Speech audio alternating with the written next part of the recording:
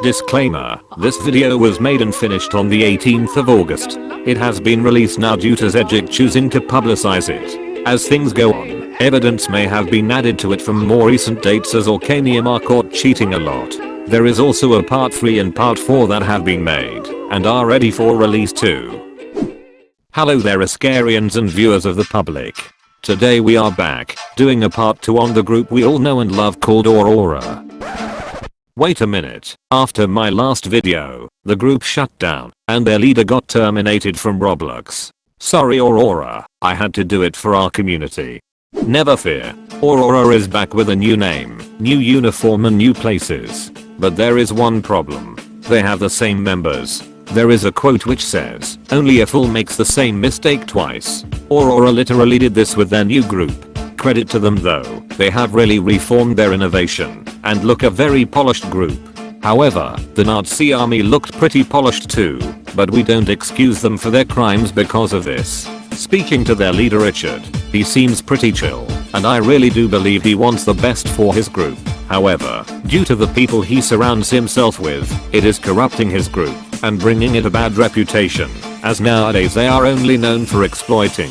Recently, Aurcanium tried to expose Xegic ascendancy with some released footage and screenshots that were from around 3 to 5 months ago, or just out of context. If you saw that and wanted a response, we did rebuttal every single claim they made, providing 100% proof with it too, so be sure to look in the description for that. This is not me hitting at Aurcanium, this is me doing a group review, so I will compliment them for what they do well too. As much as we try to keep these things balanced, there's not much we can do with groups such as Aurcanium. In part 1 of this series, we mainly spoke about Aurcanium, also known as Aurora's exploiting habit. For those who are new to the community or are not aware of the group Aurora, this was Aurcanium's first group which they created. Due to their leader's account being banned from the site and a lot of other internal and external problems, they made Aurcanium. I don't take all the credit for this, but I like to think a Roblox mod saw my video, then saw discarded was an exploiter, a DDoSer, and someone who constantly broke Roblox rules, and acted on it. The way Aurcanium's first group was structured is summarized in my previous video on them. This video shows all the scummy things Aurcanium did, and all the exploiters they had in their group. Even some of their high ranks, including one of the leaders, was a known exploiter. Imagine, a leader of a group exposed for such things. It's truly amazing how Aurcanium remade their group to what it is today. Their motto was even free Tonsi, and they even credited him in their base. Tonsi, for those who don't know, was an infamous exploiter in our community who publicly exploited in battles. Aurcanium saw this and still idolized this figure. This video looks like it's already going to hit the 10-minute mark, and I don't want this to become a documentary as we are only reviewing Aurcanium. Because of this, if you want to see how the battles went down usually when Aurcanium raided or defended against groups, my Aurora review part 1 shows what happened when we raided Aurcanium, and my kind Highcom member Ivory has a video report on his channel of what happened when Aurcanium raided Xegic ascendancy. Due to Aurcanium being their new group, I feel like everybody wanted to give Aurcanium a chance, hence why groups have formed alliances with them and took their leader Richard's word that Aurcanium does not cheat anymore. Sadly, like a drug addict, they have relapsed and failed to get back off it again. Last week, Xegic ascendancy decided to raid Aurcanium. What we witnessed was absolutely fascinating to see. When we watched Aurcanium's rally, first of all, they went from 10 to 18 in the space of one refresh, after telling Xegic ascendancy no allies or Aurcanium automatically win. But we are not even going to talk about that since it wasn't documented. From the moment we place, Aurcanium members began to insult us. This wasn't recorded as I just thought they were a toxic group, and it wasn't worth my time and computer memory to do this. For the group being mainly GMT based, the racism they show is rather astonishing. They have been seen typing a lot of racist remarks in previous battles, making Roblox accounts just with the intent to offend, even going to the extent to enter Xegic ascendancy events to do this. Parading such things is completely wrong, and the leaders should be ashamed to allow such things in their group. As you'll see later on in this series, their members act like this because of co-leader who's top. I came to the realization that not only was their toxicity high, the exploitation in their camp was too. I could join their Discord server to show loads of out of context screenshots, but I realize that text in a server is not definitive proof, so instead, I'm going to actually show relevant stuff from this month only. From when the battle started, people on our team were being reached before they fully got out of our spawn building. At the time, I never wanted to assume anything, so I didn't kick these users. But once evidence was revealed after the battle, the volume was so high, I had to do my duty to report it. I asked in the Havoc Ascendancy Discord whether anybody else had any encounters with Aurcanium exploiting in the past month. I was reluctant to do this as I believed Aurcanium were done with their exploit 2 win phase, and I never wanted to publicize something that may have been a one-time thing. Sadly, I was wrong. First of all, I was sent a picture of the user XBQA blatantly reaching somebody. This looked pretty bad alone, but I never wanted to just release this picture alone as it's open for interpretation. Due to no other information on this user XBQA, I assumed it may have just been a spike, but that was when I was sent this video footage. The first kill shows user named Xegic reach killing somebody, then killing 2 other people afterwards.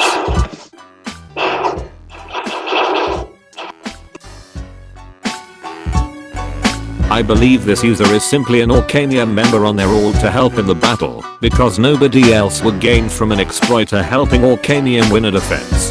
The second footage shows user XBQA blatantly reaching our member from miles away. Like, their sword doesn't even touch us and we just get fucked.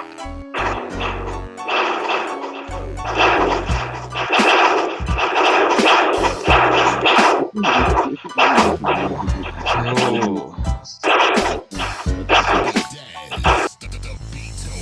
XBQA was not only seen exploiting in these 2 incidents, this was happening for the whole battle.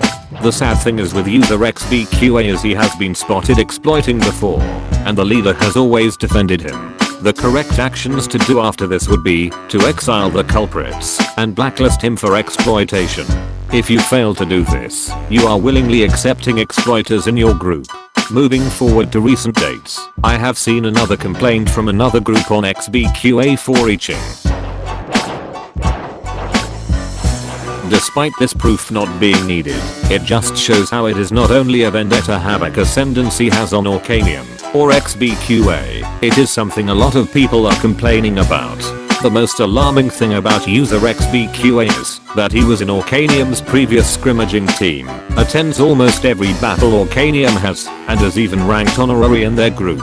It may sound alarming to you that a group would allow a user who does such degenerative things to be ranked high in their group, but obviously it is not for Aurcanium. Previous leader discarded is ranked honorary on his new account. Remember, the old Aurcanium leader who DDoSed exploited and stuff? Yeah, him. Our main man XBQA is ranked honorary for Aurcanium. This video is enough proof to know about him. Zed Views is ranked Centurion, even though he was exposed in the Sword Clan community Discord for admin attacking a group. Kraid was ranked honorary at the time of this video, but has been promoted to Warlord. You might be thinking Kraid doesn't exploit. I thought that too. Keep watching. These are only the ones we have seen who have high roles in Aurcanium. I hope you do the right thing here Aurcanium, and make an active move to remove these cheaters that are ruining your reputation. Despite Richard saying any proof of exploiters and he will exile them, looking at how things are going, it seems like Aurcanium are ranking everybody who ever exploited officer or honorary. Due to how easy it is, I don't blame their impressionable low ranks for downloading exploits and using them in every event, even training sessions. They are only trying to please their leaders after all. If the statement from Richard was true, we will see a few faces disappear from Aurcanium soon.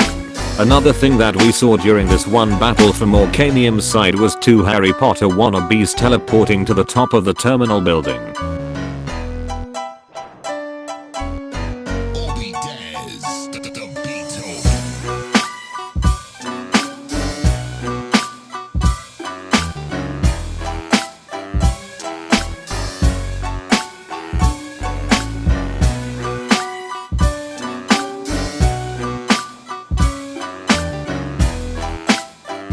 At first I never wanted to assume this was exploitation, as it could just be an unfair feature installed into Aurcanium's base. However, I asked the leader of Aurcanium if there were any teleports, and he said they were not.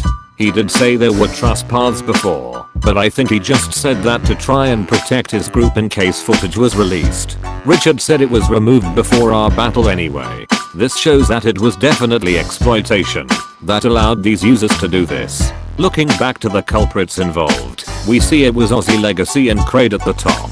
Aussie is still a member of Aurcanium and is the second rank, which shows he is an actual member of Aurcanium. The issue people were associating with Havoc Ascendancy was because of one user in our group who was blacklisted the same battle he was exposed in. In just one battle, we see 4 separate people exploiting, one being an ex-High Command member of Aurcanium, who is currently ranked Warlord in their main division and Chancellor in their elites.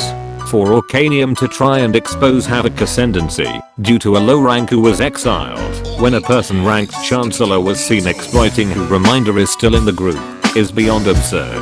Kraid in the battle was going 105 to 49 also, which makes me cautious due to his actions. Let's say that he never teleported up, as we never got that on footage, even though that would be the only way he could possibly get up.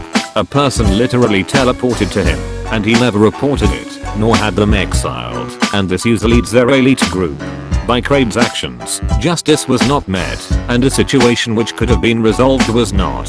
Thinking to how Aurcanium will respond to this, before you say this user is not Kraid, there are several footages showing him wearing the same clothing during battle, and even now, he is wearing near the same hats and has the pants the user was wearing in his clothes section. With all this information, we see that not only Aurcanium's low ranks exploit, but their high ranks do. I don't expect Kraid to have told Richard that he was exploiting during the battle, or that he turned a blind eye to it.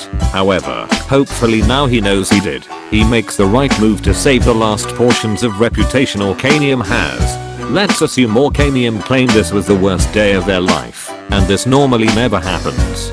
This has been seen in multiple situations different to this one battle. I have been given footage of Aurcanium exploiting even by their own members. During a defensive training session, one of Aurcanium's members was seen reaching another person. This is so ironic due to what Aurcanium said towards Havoc Ascendancy, as this video was recent, being in the same month. Less than 3 weeks ago, Ally Storm Brigade reported how Aurcanium were exploiting during a battle they had against their group.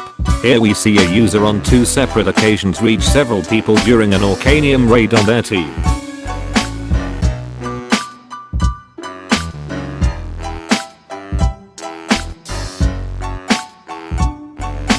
Xegic also states how Aurcanium went from only 6 to around 18 in their Ally 2, which is what they did against Havoc Ascendancy. There isn't enough proof with this claim, so I'm not going to assume Aurcanium use mercenaries for battle they cannot rally enough in. However, this is just me laying out information I have.